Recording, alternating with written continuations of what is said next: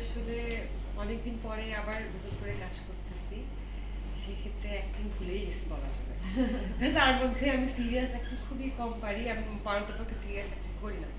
তো যখন পাগলি গল্প বলতেছিল যে হ্যাঁ এরকম একটা গল্প, এরকম একটা কাস্টিং আছে যে বান্ধবী ফ্রেন্ড থাকে আর কি, পাগলি যেই মেয়েটা তার ফ্রেন্ড থাকে। তো এরকম একটা ক্যারেক্টার করতে হবে। তো আমি চিন্তা করছি অমলের সাথে অমলের সাথে অ্যাক্টিং করতে অনেক ভালো লাগে।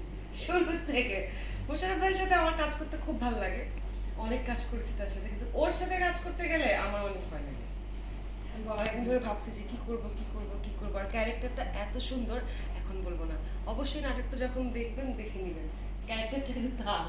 হ্যাঁ, এবং এই যে পাগলি গল্পটা, এটা একটা প্রেমের গল্প, একটা বন্ধুত্বেরও গল্প।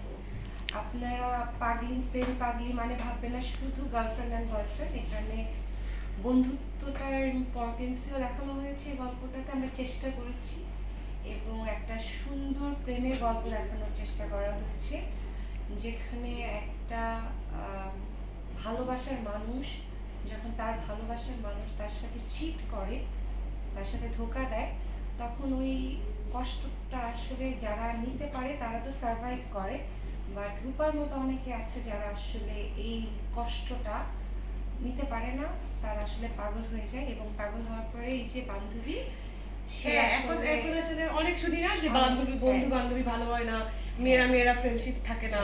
আমরা কিন্তু আমাদের বোনের থেকে বন্ধুত্বটা অনেক বেশি। তো যেটা হচ্ছে যে এই গল্পটার মধ্যে বোঝাইছে যে বন্ধুত্ব আসলে সবসময় নেসেসারি না, যে মেয়েরা ফ্রেন্ড হইতে পারে না, ভালো বন্ধু হইতে পারে না, ভালো বন্ধু হলে যদি পরে শত্রু হয়ে যায়।